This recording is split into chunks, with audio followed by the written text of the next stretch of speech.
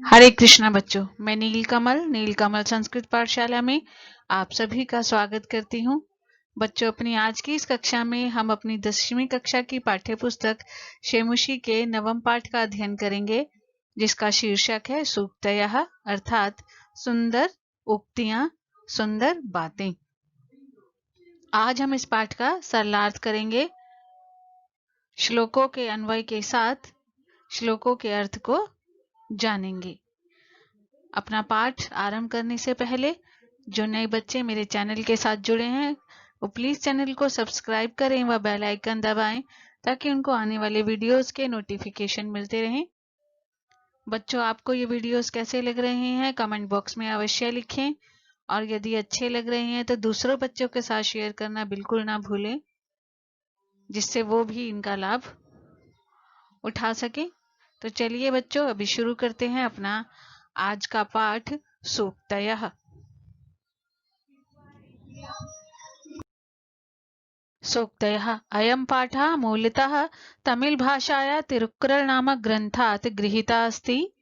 अयं ग्रन्थः तमिल भाषायाः वेदः इति कथ्यते। अस्य प्रणेता तिरुवल्लुवरः वर्तते। प्रथम शताब्दी अस्य कालः स्वीकृतः अस्ति। धर्मार्थ काम प्रतिपादको अयं ग्रन्थः त्रिषु भागेषु विभक्तो अस्ति। तिरु शब्दः श्रीवाचकः अस्ति, अतः तिरुक्कुरल शब्दस्य अभिप्रायो भवति श्रिया युक्ता वाणी।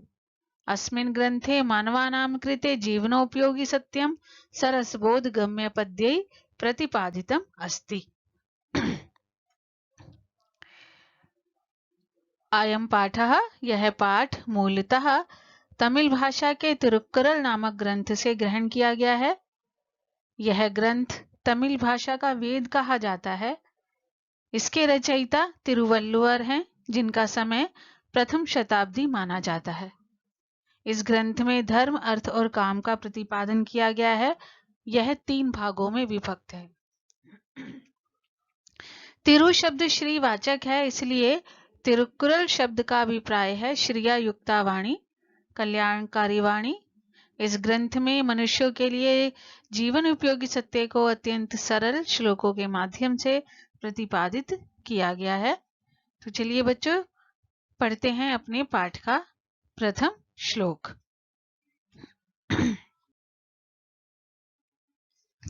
पिता यच्छति पुत्राय बाल्ये विद्या धनं महत्, पितास्य किं तपस्तेपे इति उक्ति तत्कृतज्ञता। अन्वय देखेंगे। पिता पुत्राय बाल्ये महत् विद्याधनं यच्छति। अस्य पुत्रस्य पिता किं तपः तेपे इति उक्ति तत् कृतज्ञता। पिता पुत्राय पुत्र को बाल्यकाल में महत् महान विद्याधनम विद्यारूपी धन यच्छति देते हैं। पिता पुत्र को बाल्यकाल में महान विद्यारूपी धन देते हैं।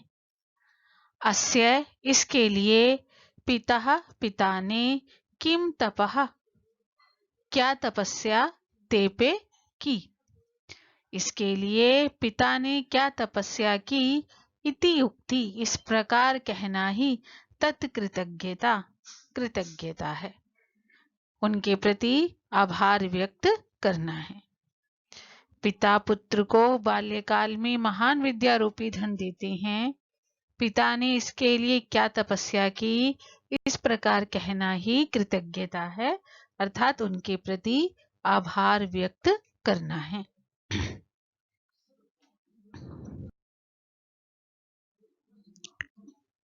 अवक्रता यथा चित्ते तथा वाची भवेत् यदि तदेव आहु महात्मानः समत्वमिति तथ्यतः।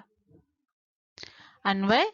यथा अवक्रता चित्ते तथा यदि वाची भवेत् महात्मानः तथ्यतः तदेव समत्वम इति आहु। यथा जैसी, अवक्रता सरलता, जैसी सरलता चित्ते हृदय में है, तथा यदि वैसी ही वाची भवेत वाणी में भी हो जाए, जैसी सरलता हृदय में है तथा वैसी ही वाणी में भी हो जाए तो महात्माओं के द्वारा तदैव इसे ही समत्वम आहु, समत्वम या समानता कहा गया है। जैसी सरलता हृदय में है वैसी ही वाणी में भी हो तो महात्माओं के द्वारा इसे समत्वम या समानता कहा गया है।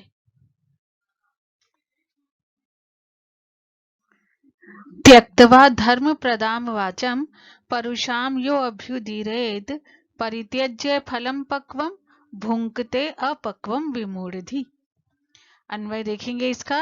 यह धर्म प्रदाम वाचम त्यक्त्वा परुषाम वाचम अभ्युदीरेत स विमूढ़धि पक्वम फलम परित्यज्य अपक्वम फलम भुंक्ते।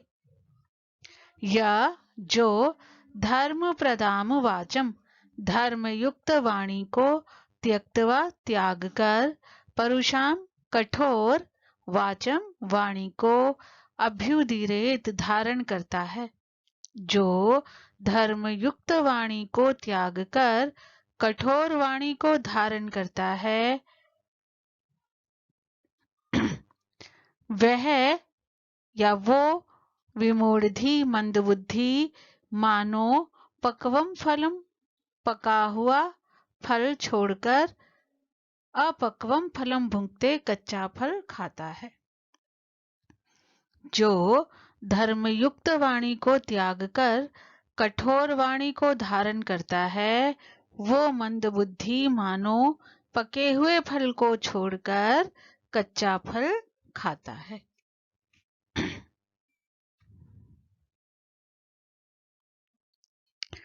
विद्वांसः एव लोके अस्मिन् चक्षुष्मन्तः प्रकीर्तितः अन्येषां वदने ये तु ते चक्षुर्नाम्नि मते। अन्वय अस्मिन् लोके विद्वांसः एव चक्षुष्मन्तः प्रकीर्तितः अन्येषां वदने ये चक्षुषि ते तु चक्षु नाम्नि मते। अस्मिन् लोके इस संसार में विद्वांसः एव विद्वान ही चक्षुष्मन्तः नेत्रों वाले प्रकीर्तितः माने जाते हैं। इस संसार में विद्वान ही नेत्रों वाले माने जाते हैं। अन्येषाम अन्य लोगों के वदने मुख पर ये चक्षुषी जो नेत्र हैं ते तु वे तो नामनी मते नाम मात्र के माने जाते हैं। इस संसार में विद्वान ही नेत्रों वाले माने जाते हैं। अन्य लोगों के मुख पर तो जो नेत्र हैं वे नाम मात्र के माने जाते हैं। कहने का क्या अभिप्राय है कि नेत्रों का कार्य केवल देखना ही नहीं है बल्कि क्या है कि हम अच्छे और बुरे की भी पहचान कर सकें देखने के बाद कि क्या सही है और क्या गलत।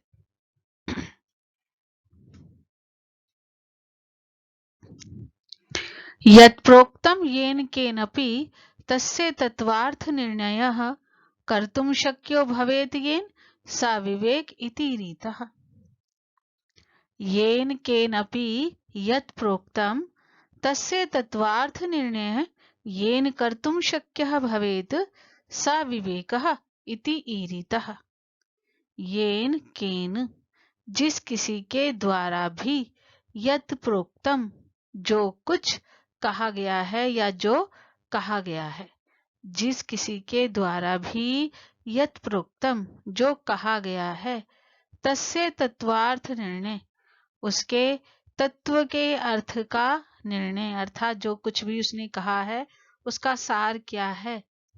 येन कर्तुम शक्यः जिसके द्वारा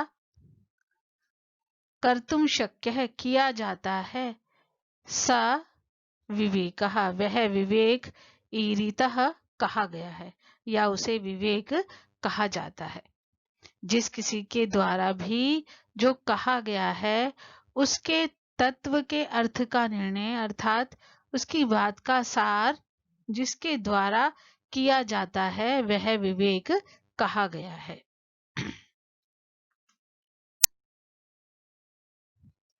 वाक्पटु धैर्यवान मंत्री सभायाम् अपि अकातरः स केनपि प्रकारेण परैः न परिभूयते।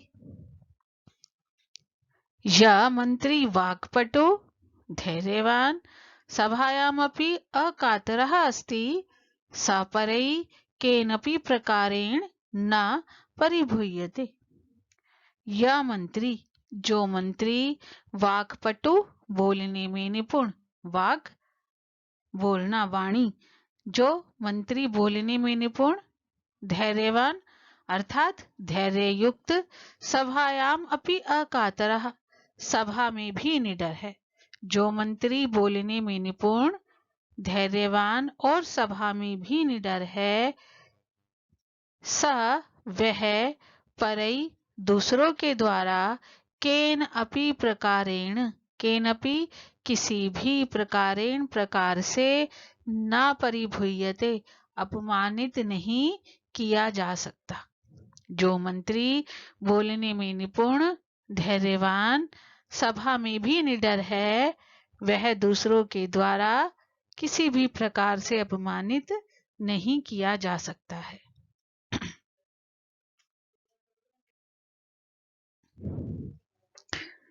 यः इच्छति आत्मनः श्रेयः प्रभुतानि सुखानि च न कुर्यात् अहितं कर्म स परेभ्यः कदापि च। यः आत्मनः श्रेयः प्रभुतानि सुखानि च इच्छति स परेभ्यः अहितं कर्म कदापि न कुर्यात्।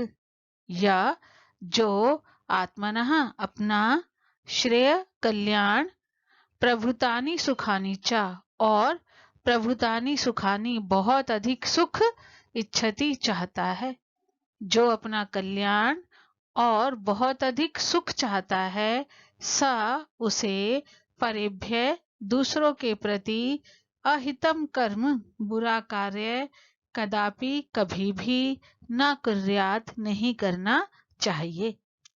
जो अपना कल्याण और बहुत अधिक सुख चाहता है, उसे दूसरों के प्रति बुरा कार्य कभी भी नहीं करना चाहिए। यदि हम चाहते हैं कि जीवन में हमेशा हमारा कल्याण हो, हमें जीवन में हर सुख की प्राप्ति हो, हमारे साथ जीवन में हमेशा अच्छा हो, तो उसके लिए हमें ये करना होगा कि हम अपने को सुखी करने के लिए कहीं ऐसा तो नहीं है कि दूसरों के प्रति बुरा कार्य कर रहे हैं, अर्थात दूसरों का बुरा करके अपना हित साध रहे हैं, अपना अच्छा कर रहे हैं।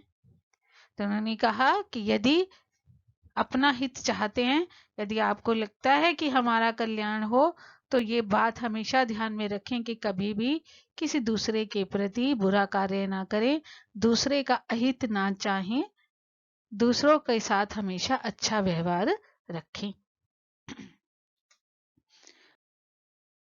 अब अच्छा व्यवहार क्यों रखें?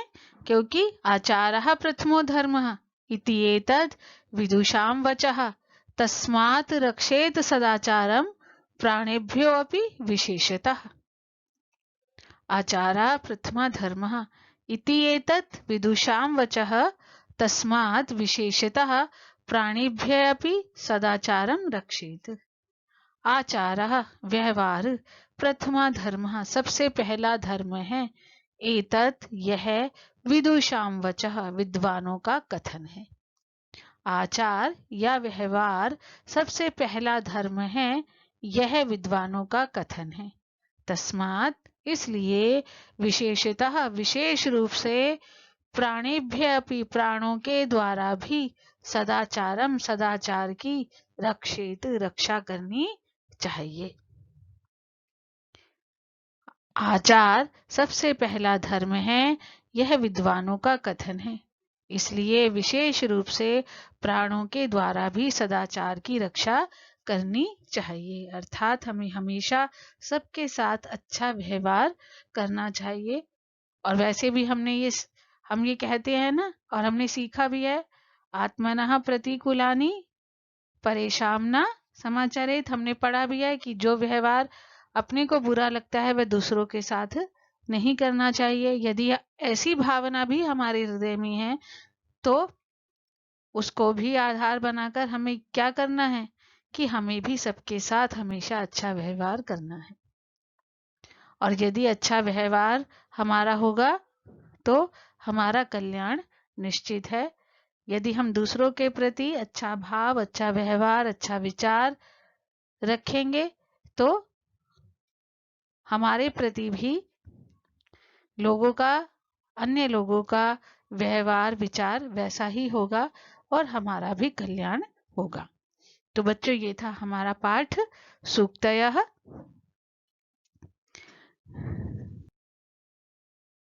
ये पाठ के शब्दार्थ हैं, कठिन शब्द हैं जिन्हें आप देख सकते हैं।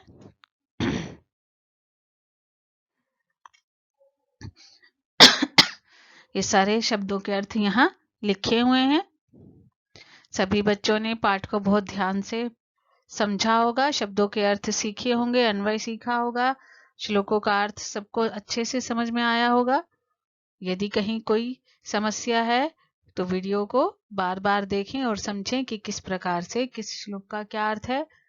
अगली कक्षा में पाठ का अभ्यास कार्य करवाया जाएगा, तो सभी बच्चे अभ्यास कार्य करने से पहले पाठ को अच्छे से पढ़ें, समझें, ताकि अभ्यास कार्य जब हम करें तब हमें कोई समस्या हमारे सामने जो है वो उपस्थित ना हो और हम सरलता से प्रश्नों के उत्तर जो है वो लिख सकें। तो चलिए बच्चों, मिलेंगे अब अगली कक्षा में पाठ के अभ्यास कार्य के साथ। तब तक सभी बच्चे अपना बहुत ध्यान रखेंगे। सभी बच्चों को हरे कृष्णा।